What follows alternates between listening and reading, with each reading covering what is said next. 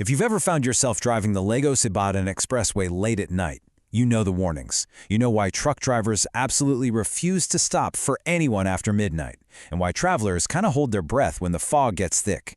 See, they're all looking out for one thing. Or maybe one person. The story goes like this. She stands on the side of the road, this solitary figure in a white gown, her thumb out like she's hitchhiking. From far away, you might just think she's a traveler who needs help. But as you get closer, that's when you realize something is deeply, deeply wrong. This is the story of the Lady in the Fog, probably Nigeria's most famous highway ghost. So that brings up the big question, right? Are we talking about a genuine paranormal encounter here? Or is this ghost story actually something else entirely? A clever, life-saving warning that's just disguised as folklore? To really get to the bottom of this, we have to start with the place itself, because you just can't separate the story of this ghost from the story of the road she's said to haunt. The two are completely intertwined. Now listen, this isn't just any old road. We're talking about the main commercial artery connecting the massive economic hub of Lagos to the rest of the country. It's a lifeline, but it also has a much, much darker nickname, the Highway of Death. And that nickname, it's not just for show. The official data from the Federal Road Safety Corps backs it up. This expressway consistently has one of the highest numbers of accidents and, tragically, fatalities in the entire country. The danger here is very, very real. So, why is it so dangerous? Well, it's pretty much a perfect storm. You've got high speeds, awful visibility from that really heavy fog, and just extreme driver fatigue. It's no surprise, then, that the two worst accident hotspots, the Segamu interchange and the Car Bridge, are also the exact same places where people report seeing the Lady in White. Now, the stories from eyewitnesses, that's where things get really chilling, because they all seem to share the same details. It's always late, the fog is thick, and the driver is always alone. So this is the most common kind of sighting you'll hear about. A driver sees what he thinks is a woman in trouble. But as his headlights cut through the fog and get closer, he sees something that's just impossible.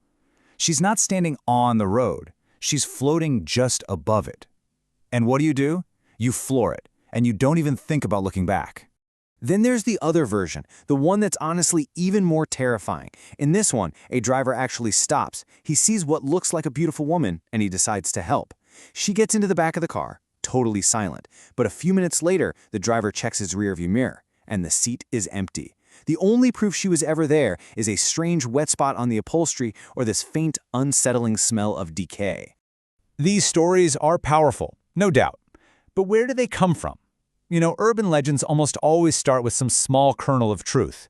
And for the Lady in the Fog, there are three main theories about who or what she might really be. The first one is the most tragic and romanticized. They say she was a bride. The story goes that back in the 1980s, a wedding party was in a horrible crash right on this expressway. The bride-to-be, still in her white wedding gown, was killed on the spot. Her spirit, they say, is now trapped, forever wandering the road trying to get to the wedding she never made it to. The second theory taps into something much deeper, into local folklore. Some elders in the Segamu area, one of those sighting hotspots, believe she isn't a human ghost at all, but a mami water, a kind of water spirit. They claim she's wandered away from the nearby rivers and only appears to lure men who have been unfaithful or have done something wrong, pulling them towards the swamps along the road. All right, and the third theory? It's the scientific one. It's a real psychological phenomenon called highway hypnosis. What happens is, after you've been driving for hours on a long, dark, boring road, your tired brain can go into a kind of trance. It starts misinterpreting what you see.